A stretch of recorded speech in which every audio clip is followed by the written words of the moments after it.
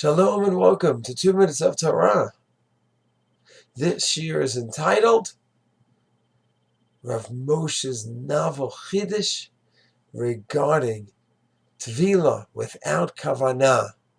In the previous year we said that when the Gemara talks about a Tvila without Kavanah, and they got into that because of Chulin, talked about a Shechita knife falling and slaughtering the animal without kavanah. Then it talked about a wave going over someone. So it's fascinating discussions, but it's irrelevant. Lamaisa so much. And Rav Moshe says this sugya is crucial to allow thousands and thousands and tens of thousands of marriages. How? A woman who's a bas nida, beautiful Baal Teshuva, but her parents were not from.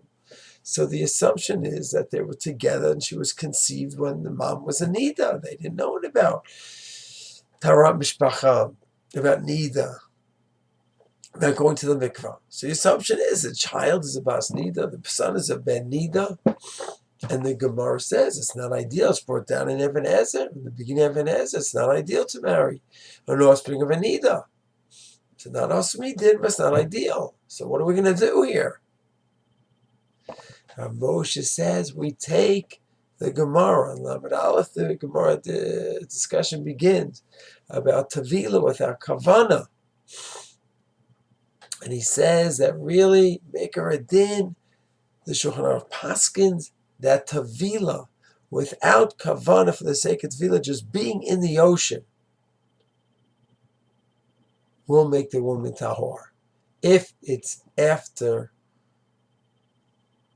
the 7 clean days. She wasn't bleeding for a few days, it would help. You say, what kind of non-from woman is going to the mikveh? No, going to the ocean.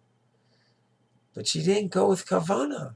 So even if she went 7 days after she saw, she didn't count the Shiva Nekiyim, the 7 clean days. She didn't even think that she was going into a mikveh.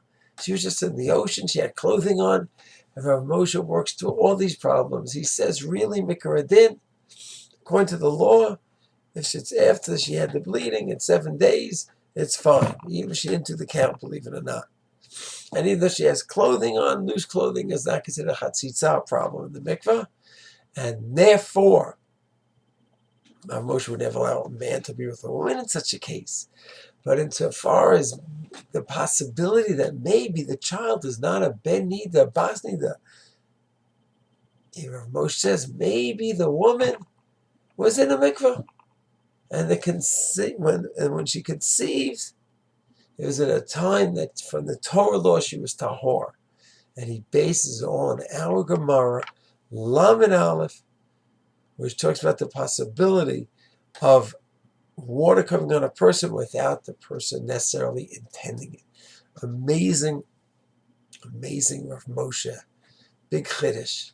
He says it's all in condition that she's a from woman, bas midos and everything, and leads us to an indication that maybe she really is not a bas nida, or he is not a ben nida. Shalom.